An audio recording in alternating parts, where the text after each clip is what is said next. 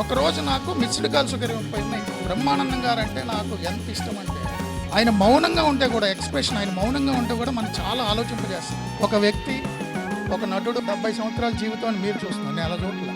అందరూ ఆయన కామెడీ అంటారు, నాకు ఎందుకో కామెడీ అని నచ్చదు. నేను అనే పదం ఎక్కడ పోతుందో అక్కడ మనం బ్రహ్మస్థితిలో ఉంటాం. అందరికీ నమస్కారం. ఈరోజు ఈ వేదిక నుంచి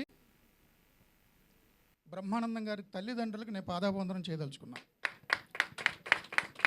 బ్రహ్మానందం గారు పుట్టినరోజు అనగానే ఆయనకి పుట్టుకనిచ్చిన తల్లిదండ్రులు గుర్తొస్తారు. కేవలం ఆయనకి పుట్టుకనిచ్చినందుకే కాదు, వారిద్దరూ భవిష్యత్ దర్శనం కలిగింది వాళ్ళకి. బ్రహ్మానందం అనే పేరు పెట్టినందుకు వాళ్ళకి మరోసారి నమస్కారం పెడుతున్నా. బ్రహ్మానందం అంటే ఒక వ్యక్తి, ఒక నటుడు 70 సంవత్సరాల జీవితాన్ని మీరు చూస్తున్నారు, నేను అలా చూడలే. బ్రహ్మానందం అంటే ఒక స్థితి, ఒక అనుభూతి, ఒక అద్వైత స్థితి. బ్రహ్మానందము అంటే ఎప్పటికీ నిలిచే ఆనందం. అన్ని ఆనందాలకు ఒక కారణం ఉంటుంది, ఆనందాలన్నీ ఒక కాలంతో పోతాయి. కానీ బ్రహ్మానందము అంటే బ్రహ్మ సత్యం, జగత్మిథ్య, జీవో బ్రహ్మైవ నాపరహ. ఇంకేమీ లేదు, బ్రహ్మ మాత్రమే మిగిలింది. ఆనందో బ్రహ్మేతి వ్యజానాత్. కారణం లేకుండా దానంతట అది బ్రహ్మం అలా ఆనందంగానే ఉంటుంది, అదే బ్రహ్మానందం. సో బ్రహ్మానందం గారికి ఆయన నవ్వితే మన మనసు తేలికపడుతుంది. ఆయన మౌనంగా ఉంటే కూడా ఎక్స్ప్రెషన్ ఆయన మౌనంగా ఉంటే కూడా మనం చాలా ఆలోచింపజేస్తుంది. ఆయన జస్ట్ నటుడు అని మీరు అనుకుంటారు, నేను ఒక ఫిలాసఫర్ అనుకుంటా. అందరూ ఆయన కామెడీ అంటారు, నాకు ఎందుకో కామెడీ అని నచ్చదు. ఒక హ్యూమన్ బీయింగ్. మన హ్యూమన్ అంటే హ్యూమస్ అనే ఒక లాటిన్ వర్డ్ నుంచి వచ్చింది. హ్యూమస్ అంటే మట్టి. సో మట్టి నుంచి వచ్చాం కాబట్టి హ్యూమన్ అన్నాం.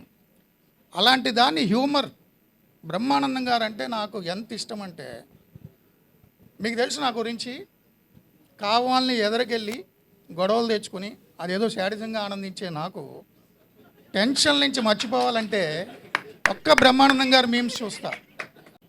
బ్రహ్మానందం గారి సినిమాలు మన ముందు జనరేషన్లు, మన జనరేషన్లే కాదు, ఫర్ ఎవర్. ఏఐ వచ్చింది కాబట్టి ఆయన రైట్స్ ఇంకొన్ని తరాలు కూడా ఉంటాయి. బ్రహ్మానందం అంటేనే ఫర్ ఎవర్ అని, ఎప్పటికీ నిలిచిపోయే స్థితి, అద్వైత స్థితి బ్రహ్మానందం గారు. దాన్ని ఊహించారు చూడండి వాళ్ళ తల్లిదండ్రులు, చాలా అద్భుతంగా పేరు పెట్టారు. నాకు బ్రహ్మానందం గారు అంటే చిన్నప్పుడు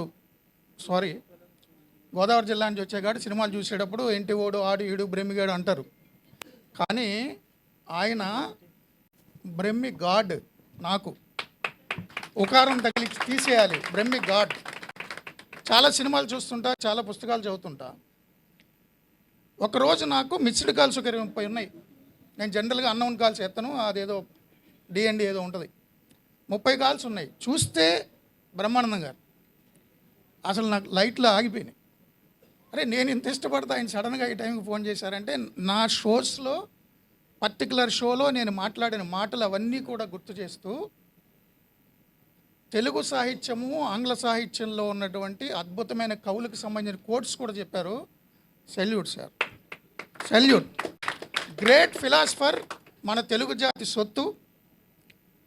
ఆయన 100 ఏళ్ళు 200 ఏళ్ళు కాదు, కాలం ఉన్నంత వరకు బ్రహ్మానందం గారు మన డిజిటల్ డివైసెస్లో ఉండి తీరుతారు.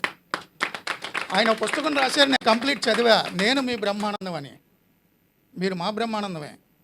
నేను అనే పదం ఎక్కడ పోతుందో అక్కడ మనం బ్రహ్మస్థితిలో ఉంటాం. ఇగో పోవాలి. యోగ వాసిష్టంలో శ్రీరామచంద్రుడికి ఇదంతా వైరాగ్యం వచ్చేసి ఏం చేయాలో తెలియక